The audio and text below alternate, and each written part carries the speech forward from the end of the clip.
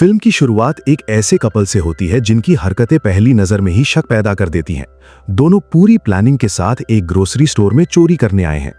Cash और सामान समेटने के बाद भी उनकी नजर कैशियर के पीछे रखे एक रहस्यमय बॉक्स पर पड़ती है।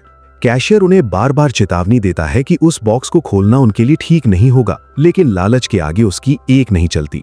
जैसे ही बॉक्स खुलता है, अचानक गोली चलने की आवाज गूंजती है और कहानी एकदम दूसरी जगह पहुंच जाती है।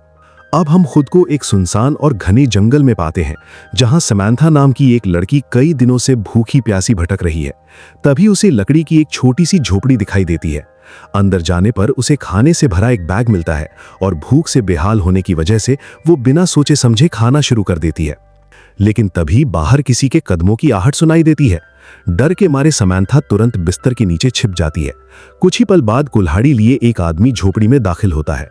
वो अपना बैग उठाता है और बिना कुछ बोले वापस चला जाता है। मौका मिलते ही समंथा वहां से निकलने की कोशिश करती है, लेकिन बाहर उसी आदमी से उसका सामना हो जाता है। उसका नाम टॉम है। हैरानी की बात यह है कि वो उस पर हमला नहीं करता, बल्कि शांति से उसकी बात सुनता है। समंथा शर्मिंदा होकर बताती है कि उसने भूख की वजह से उसका खाना खा लिया, क्योंकि पिछले 2 दिनों से उसे कुछ भी खाने को नहीं मिला था। वो ये भी बताती है कि उसकी कार रास्ते में खराब हो गई थी, इसलिए उसका पति मदद लाने पास के पेट्रोल पंप गया था, लेकिन अब तक वापस नहीं लौटा। टॉम भी एक चौंकाने वाली बात बताता है। उसकी कार भी खराब हो चुकी है और वो पिछले 3 दिनों से इसी जंगल में फंसा हुआ है। ये सुनकर समंथा बेचैन हो जाती है और अपने पति को ढूंढने निकल पड़ती है। टॉम भी उसके साथ जाता है, लेकिन वहां कोई नहीं मिलता।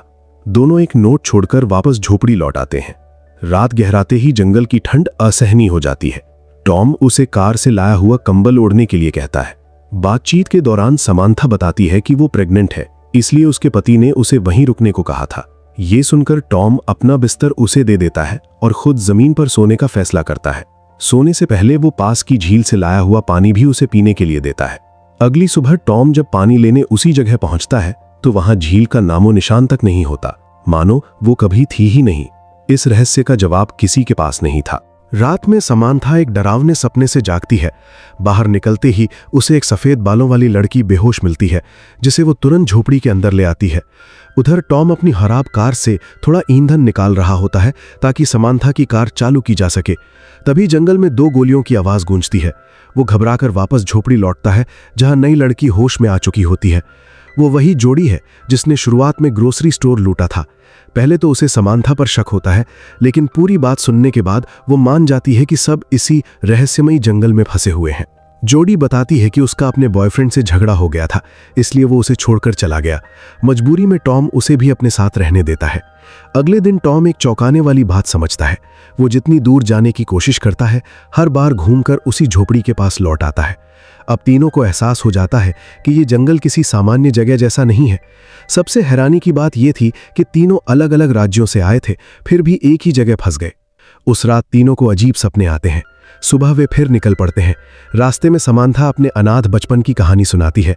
तभी जोड़ी गिर पड़ती है और उसके पास छिपाए हुए पैसों की गड्डी बाहर निकल आती है। वो कहती है कि ये उसकी बचत है। पास ही जमीन में दबा एक लोहे का हैंडल मिलता है।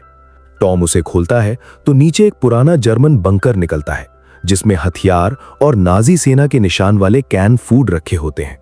वे जरूरी सामान लेके आगे बढ़ते हैं, लेकिन कुछ देर बाद फिर उसी झोपड़ी के सामने पहुंच जाते हैं। अब उन्हें पूरा यकीन हो जाता है कि इस जंगल से बाहर निकलना इतना आसान नहीं है। रात में जोड़ी अपना सच बताती है कि वो शौक से नहीं बल्कि मजबूरी में चोरी करती है, क्योंकि उसके पास कोई दूसरा रास्ता नहीं था। समंथा जोड़ी से कहती है कि क्या वो एक बार फिर वे पैसे दिखा सकती है। जैसे ही वो नोट देखती है, उसके चेहरे पर हैरानी भरी मुस्कान आ जाती है। वजह यह थी कि नोट पर 1984 छपा था। समंथा के लिए यह नामुमकिन था, क्योंकि उसके हिसाब से अभी 1964 चल रहा था। जोड़ी तुरंत कहती है कि वो सच में 1984 से आई है। इतने में टॉम भी आ जाता है। जब उससे साल पूछा जाता है तो उसका जवाब दोनों को और बड़ा झटका देता है। वो 2011 से था। अब तीनों को एहसास होने लगता है कि वे एक ही जगह पर हैं, लेकिन 3 अलग अलग समय से आए हैं। तभी बाहर अचानक गोली चलने की आवाज गूंजती है। मदद की उम्मीद में टॉम बाहर निकलता है, लेकिन वहां बंदूक लिए एक जर्मन सैनिक खड़ा था। वो जर्मन भाषा में कुछ कहता है और इशारों से टॉम को कुल्हाड़ी फेंकने का आदेश देता है। टॉम मान जाता है, लेकिन अगले ही पल तीनों खुद को कैद पाते हैं। कैद में समैंथा टॉम से पूछती है कि क्या 2011 तक टाइम ट्रेवल संभव हो चुका है। टॉम साफ मना कर देता है। इससे उनकी उलझन और बढ़ जाती है। कुछ देर बाद वो सैनिक लौटता है, टॉम को बाहर ले जाकर बुरी तरह पीटता है और पेड़ से बांध देता है। फिर वो झोपड़ी में आकर दोनों लड़कियों से पूछताछ शुरू करता है। तभी उसकी नजर जॉडी के गले में पड़े लॉकेट पर पड़ती है। समैंथा जर्मन भाषा समझती थी, इसलिए वो दोनों की बात समझ पाती है। जॉडी बताती है कि ये लॉकेट उसकी मां की निशानी है। तभी वो सैनिक अपने गले का बिल्कुल वैसा ही लॉकेट दिखाता है। उसके अंदर लगी तस्वीर देखकर समैंथा के पैरों तले जमीन खिसक जाती है। वो तस्वीर उसकी मां की थी। यहीं से कहानी और भी रहस्यमयी हो जाती है। तभी मौका मिलते ही टॉम खुद को आजाद कर लेता है और उसी सैनिक को काबू में कर लेता है। अब सबसे बड़ा खुलासा होता है। समैंथा बताती है कि वो सैनिक कोई और नहीं बल्कि उसका अपना पिता है। और जब जॉडी अपनी जन्मतिथि 3 जून 1964 बताती है तो समैंथा समझ जाती है कि यही वो दिन था जिस दिन जॉडी की मां की मौत हुई थी। अब इस रहस्य की कड़ियां धीरे धीरे जुड़ने लगी थीं। यही फिल्म का सबसे बड़ा ट्विस्ट सामने आता है। समैंथा को पता चलता है कि जॉडी कोई और नहीं बल्कि उसकी अपनी बेटी है, जिसे जन्म देते समय उसकी मौत होने वाली है। ये सच सुनते ही कैबिन में सन्नाटा छा जाता है। अपने पति के युद्ध में मारे जाने की बात जानकर समैंथा पूरी तरह टूट जाती है। उधर टॉम जॉडी को उसकी असली पहचान बताता है। वो कहता है कि उसकी मां एक चोर थी जो केविन के साथ चोरी करती थी। बाद में उसी ने केविन की हत्या कर दी और उसे फांसी की सजा मिली। जॉडी पहले इस बात पर यकीन नहीं करती, लेकिन धीरे धीरे हर सबूत उसी तरफ इशारा करने लगता है।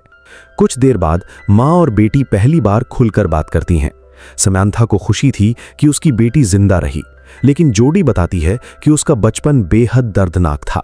नाना नानी का प्यार कभी नहीं मिला, इसलिए वो कम उम्र में ही घर छोड़ने पर मजबूर हो गई। ये सुनकर समैंथा अंदर से बिखर जाती है। इसी बीच तीनों को अपने अपने भविष्य की मौत साफ दिखाई देने लगती है। समैंथा प्रसव के दौरान, जॉडी फांसी पर और टॉम अपनी ही जिंदगी खत्म करते हुए। अब उन्हें एहसास हो जाता है कि अगर सही समय पर अतीत बदल दिया जाए तो शायद भविष्य भी बदल सकता है। टॉम सबको जर्मन बंकर में ले जाकर बताता है कि इस पूरी तबाही की शुरुआत समैंथा के पिता की मौत से हुई थी। आज 14 मई है, वही दिन जब पोलैंड में एयर स्ट्राइक होने वाली है। अगर उन्हें बचा लिया जाए तो पूरी टाइमलाइन बदल सकती है। तीनों उन्हें ढूंढने निकलते हैं, लेकिन समैंथा के पिता उनकी बात मानने से इनकार कर देते हैं। उन्हें रोकने की कोशिश में अचानक गोली चलती है और जॉडी गंभीर रूप से घायल हो जाती है। टॉम समझ जाता है कि अगर जॉडी मर गई तो उसका अपना अस्तित्व भी मिट जाएगा, इसलिए वो सैनिक के पीछे दौड़ पड़ता है। समैंथा अपनी बेटी की जान बचाने की कोशिश करती है, जबकि टॉम लगातार उसका पीछा करता रहता है। आखिर दोनों फिर उसी कैबिन के पास आमने सामने आ जाते हैं। तभी जॉडी दम तोड़ देती है और उसी पल टॉम भी हवा में गायब हो जाता है, क्योंकि उसके जन्म की वजह हमेशा के लिए खत्म हो चुकी थी। अब समैंथा के पिता को पूरी सच्चाई समझ आती है, लेकिन तब तक आसमान से बम बरसने लगते हैं। वो समैंथा को बचाकर बंकर तक ले जाते हैं। इस बार उनकी जान बच जाती है और इसी के साथ इतिहास बदलना शुरू हो जाता है। आखिरी सीन फिर उसी ग्रोसरी स्टोर में पहुंचता है, लेकिन इस बार सब कुछ अलग था। जॉडी अब एक सभ्य और खुशहाल जिंदगी जी रही थी। दूसरी ओर केविन किसी दूसरी लड़की के साथ चोरी की तैयारी कर रहा था। यानी इस नई टाइमलाइन में टॉम का जन्म कभी हुआ ही नहीं। लेकिन कहानी यहीं खत्म नहीं होती। नई लड़की भी उसी रहस्यमयी बॉक्स पर नजर डालती है। कैशियर उसे आखिरी बार चेतावनी देता है कि अगर ये बॉक्स खुला तो सब कुछ फिर से शुरू हो जाएगा। लेकिन लालच जीत जाता है। बॉक्स खुलता है, गोली की आवाज गूंजती है और फिल्म एक ऐसे अंत पर खत्म होती है जो दर्शकों को लंबे समय तक सोचने पर मजबूर कर देता है।